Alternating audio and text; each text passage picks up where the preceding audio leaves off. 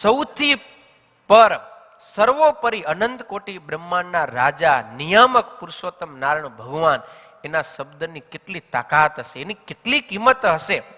એટલે એટલા માટે જ ઓરડાના પદની અંદર ભગવાન સ્વામિનારાયણે સ્વયં કહ્યું છે કે હું કોણ છું અને મારા શબ્દની કેટલી કિંમત છે.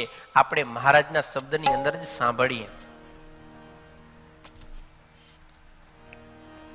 જીવ ઈશ્વર તણો રે માયા કાળુ પુરુષ પ્રધાન. જીવ ઈશ્વર તણો રે માયા કાળ પુરુષ પ્રધાન. સૌને વસ કરો રે સૌનો પ્રેરક હું ભગવાન. સૌને વસ કરું રે સૌનો પ્રેરક હું ભગવાન.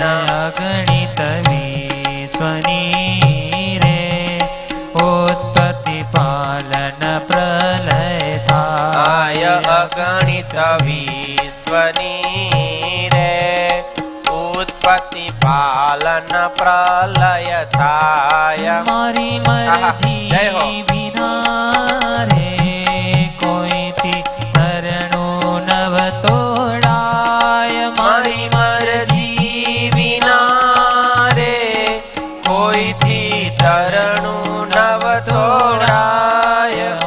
મને જાણજો રે માયા કાળ પુરુષ પ્રધાન.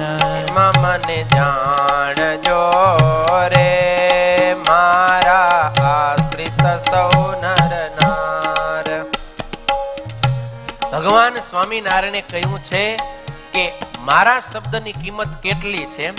ભગવાન કેવા છે? જીવ ઈશ્વર તણો માયા કાળ પુરુષ પ્રધાન. ભગવાન પોતાના શબ્દ એ કરીને આ બધાને વશ વર્તાવે છે એવા છે.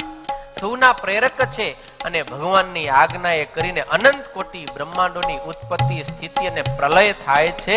અને ભગવાનની મરજી વિના કોઈથી સૂકું તરણું સૂકું ઘાસ પણ તોડી શકાતો નથી.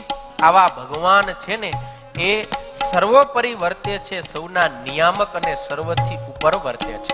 એ પુરુષોત્તમ નારાયણ ભગવાનના આ શબ્દ છે, એના બોલ છે.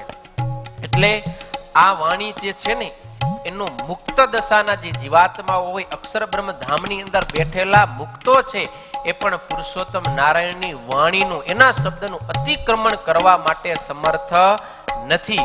એ પણ જો એનું અતિક્રમણ કરે તો એ મુક્ત દ્વારા પણ પોતાનું કે બીજાનું કલ્યાણ થઈ શકે નહીં. એવી આ અદ્ભુત શિક્ષાપત્રી છે. અને આ શિક્ષાપત્રી છે ને એ સંપૂર્ણ ગ્રંથ છે. આની અંદર કોઈ વાતની ખામી નથી, અધુરાશ નથી, કચાશ નથી. કારણ કે આ શિક્ષાપત્રીની અંદર મહારાજે લોકને શિક્ષણ આપવા માટે જે સામાન્ય બાબત કહેવાય ને, સામાન્ય બાબતથી શરૂઆત કરી અને આધ્યાત્મ માર્ગનો જે ટોચ કહેવાય, શિખર કહેવાય ને, ત્યાં સુધીની બધી વાત મહારાજે અહીંયા કને લખી છે. કે આ શિક્ષાપત્રીની અંદર સવારે ઉઠવાથી માંડીને શૌચાદિક ક્રિયા કેવી રીતે કરવી, એટલે કે નાવું ધોવું, બાથરૂમ જવું, બાથરૂમ ગયા પછી સુધી કેવી રીતે કરવી, આ બધી વાત જે પહેલા પગથિયાની કહેવાય ત્યાંથી માંડી અને જીવ ઈશ્વર માયા બ્રહ્મને પરબ્રહ્મના સ્વરૂપનું એ નિર્દેશ કર્યો. એવી રીતનું પહેલા પગથિયાથી માંડી અને ટોચના શિખર સુધીની તમામે તમામ વ્યવહારિક વાતો, આધ્યાત્મિક વાતો, સામાજિક વાતો, લૌકિક વાતો, તમામે તમામ આ એક નાનકડા 212 શ્લોકવાળા શિક્ષાપત્રી ગ્રંથની અંદર આવી જાય છે. સાવ એટલે સાવ નાનો ગ્રંથ છે, બિલકુલ 212 શ્લોક એટલે કાંઈ ન કહેવાય એમ.